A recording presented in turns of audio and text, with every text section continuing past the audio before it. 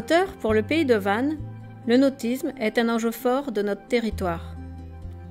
C'est un pôle de compétences et d'activités incontournables, tant au niveau économique, social, touristique et environnemental. Facteur d'innovation, le nautisme implique un nombre conséquent de personnes, aussi bien des entreprises, des plaisanciers, des professionnels de la pêche que des institutions. Cependant, comment s'inscrit-il réellement dans le territoire? Comment est-il perçu? Qui fait quoi? Comment sensibiliser? Comment communiquer? Certaines de ces questions ont été évoquées lors des travaux sur la charte du pays de Vannes, qui définit les grands enjeux à venir du territoire.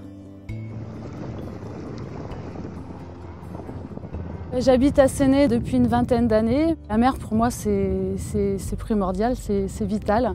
C'est pour ça qu'un jour, j'ai décidé de quitter Paris après mes études et pour m'installer ici, pour profiter pleinement du golfe, de la mer et puis de mon activité favorite, la voile.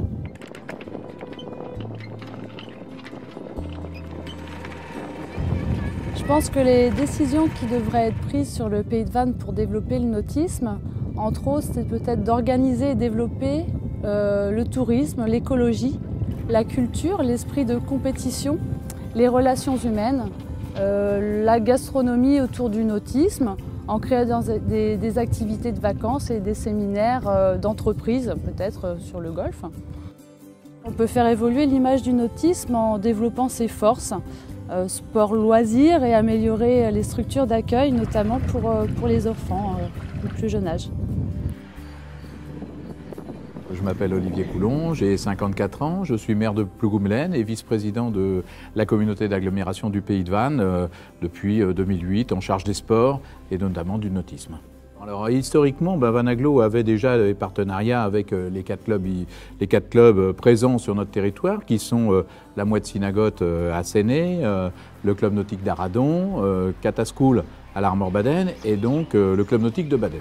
Donc on aidait déjà ces clubs au niveau de leur investissement par rapport à leurs équipements et leurs bateaux pour favoriser la voile scolaire. Et à partir du moment où on a décidé d'avoir une politique nautique, en réalité, on a choisi d'aller prioritairement vers le scolaire. Pourquoi le scolaire? Parce qu'une communauté d'agglomération, c'est une communauté de communes et les maires sont en charge de l'école, donc du scolaire. Et donc nous, il nous a paru essentiel d'amener ce service auprès des concitoyens, auprès des habitants de notre territoire, des 24 communes, 140 000 habitants. Il nous a paru essentiel d'aller en direction de ces scolaires et de leur apprendre d'une part à découvrir le golfe, mais aussi à savoir naviguer. On offre aux classes de CM, cycle 3, 6 séances de voile scolaire, mais ça peut être la voile scolaire, mais ça peut être aussi de la découverte de l'estran si le temps est mauvais, ou ça peut être aussi, pourquoi pas, du kayak, ou de l'aviron, ou du paddle, enfin des choses que les enfants aiment, des choses que, voilà, où ils vont découvrir ça, et le truc c'est de leur donner envie, qu'ils aient goût de découvrir la mer.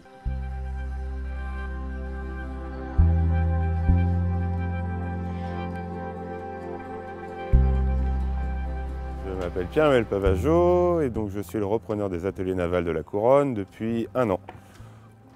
Les actions qu'on peut mettre en place, je pense que c'est déjà essayer de rendre ce loisir accessible. Donc on l'a vu parce que c'est très récent le nautisme, c'est les années 80, avant c'était vraiment réservé à une élite.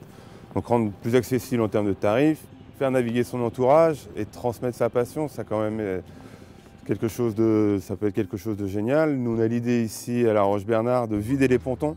Donc on a un gros événement qui s'appelle le Festival des Garennes. Et ce serait aussi voir des offres promotionnelles sur les places de port, aider les écoles de voile et soutenir la structuration en fait, des acteurs économiques locaux. Ça va pas vous coûter cher de faire du bateau. Et ça, en fait, le client, une fois qu'il a acheté son bateau, qu'il se rend compte un petit peu des différents frais, il se dit, bon, où est-ce que j'ai mis le pied? Alors, pour moi, dans un premier temps, c'est ne pas tromper la clientèle sur le coût réel de l'investissement, qui est bien sûr non rentable, mais c'est quand même la réalisation d'un rêve. Et après, une fois qu'on a toutes ces données, on peut rêver et puis donner libre cours à ses pensées, à ses envies. Le débat est vaste.